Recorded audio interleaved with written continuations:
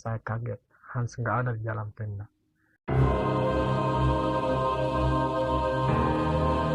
Assalamualaikum warahmatullahi wabarakatuh.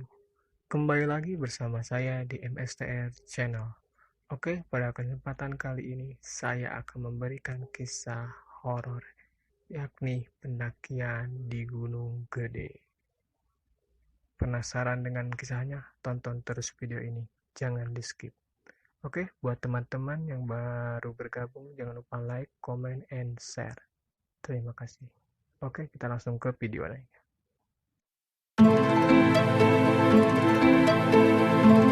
Kejadian ini berlangsung pada hari Minggu 22 Mei 2016. Niatnya sih cuma motret ke puncak pas, berujung ke pendakian Gunung Gede Pia Putri. Ternyata, sebelum pendakian dimulai, saya sudah dikerjain teman-teman 1 minggu sebelumnya. KTP saya pernah diminta sama teman kerja. Ya alasannya cuma pengen lihat aja. Nggak taunya, buat daftar pendakian ke Gunung Gede secara online. Ya, awalnya kaget aja sih. Kita jalan Sabtu tanggal 21 Mei. Sebelum subuh dari Jakarta, jam 23.30 malam. Alasannya ngindarin macet di pagi hari. Ah bener, sampai parkiran rumah makan Rindu Alam Puncak, pukul 2 dini hari. Kita jalan 8 orang dengan 2 buah mobil. Sebelumnya, perkenalin saya sendiri Ray, dan ketujuh teman saya yang lainnya. Hans, Eno, Dores, Komeng, Nita, John. Yang namanya Hans, orangnya periang dan suka ngejain orang. Terbukti saat akan jalan ke puncak. Saya benar-benar nggak tahu ada tes karir 3 buah. Satu tas karir isinya 2 buah tenda dam. Singkat cerita aja ya. Jam 2 ya nikmatin dinginnya pegunungan di dekat rumah makan Rindu Alam. Sebelum subuh jam 4, kita turun.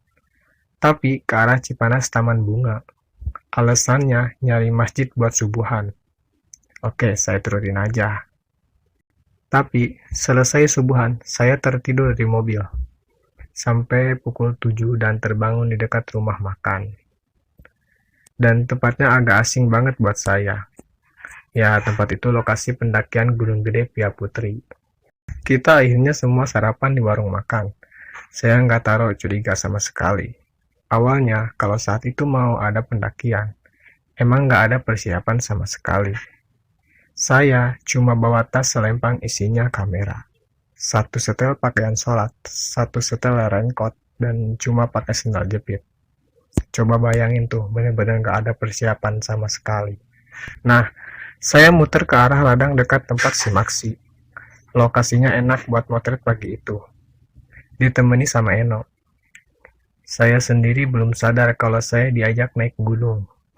Tapi, saat saya lebih ke atas lagi, nanjak ke arah Tanah Merah, teman-teman saya pada bawa tas carrier semua. Rupanya, mereka mengecoh saya dan Eno sebagai kamuflasenya. Sungguh pintar juga cara dia mengecohnya ya.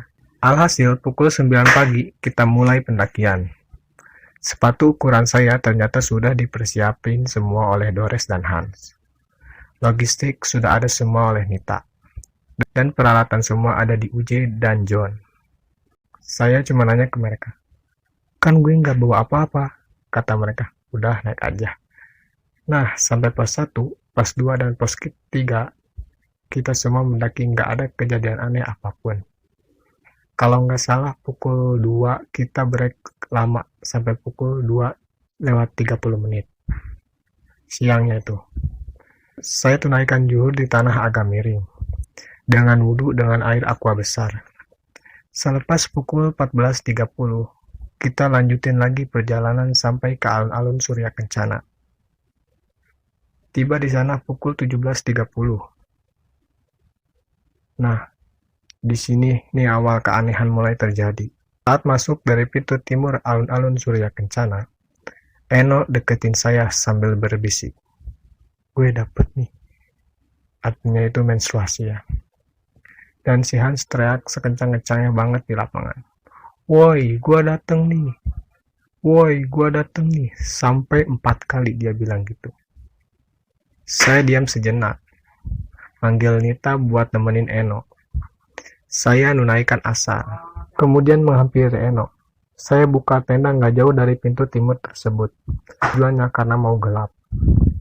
Dan ini harus pakai pembalut. Saat masuk maghrib, saya dan Uji aja yang sholat, yang lainnya sibuk masak. Ngerapiin logistik, selepas maghrib kita semua berkumpul. Tenda kita ada 2 buah ukuran besar, dan bikin bivak untuk masak-masak di pohon pindang. Setelah makan malam selesai, saya tertidur dekat bivak berdua dengan Uji. Dan terbangunnya jam 21.30 karena kedinginan. Karena memang cuaca di sana lagi dingin ya. Yang lainnya sudah masuk ke tenda. Saya nyari kayu bakar untuk api unggun. Uji nyalain kompor untuk masak air. Suara di tenda ke-6 orang teman saya masih terdengar. Tapi pukul 22.00, di alun-alun Surken tiba-tiba gerimis. Saya masuk ke tenda yang isinya ada Nita dan Eno. Ada Hans tertidur di ujung kanan. Uji memanggil saya keluar untuk cek playlist tenda agar tidak tembus.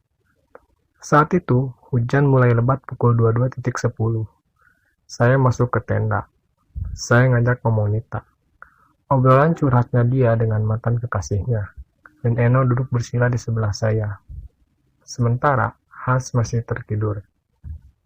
Sampai pukul 23.00, hujan masih mengguyur tenda kami. Sayup-sayup angin menerjang tenda kami. Tanpa disadari, Eno dan Nita tertidur berpelukan. Saya masih belum tidur. Saya mau rebahan. Saya kaget. Hans nggak ada di dalam tenda. Saya mikir, kapan tuh anak keluar tendanya? Kan saya belum tidur dari tadi. Saya bangunin Nita perlahan. Saya tanya si Hans kemana.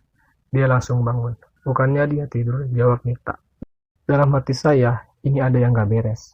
Saya bilang ke Nita jagain Eno. Apapun yang terjadi, jangan keluar tenda. Nita ketakutan, pegang tangan saya. Tapi saya tetap keluar ke tenda sebelah. Bangunin keempat teman saya.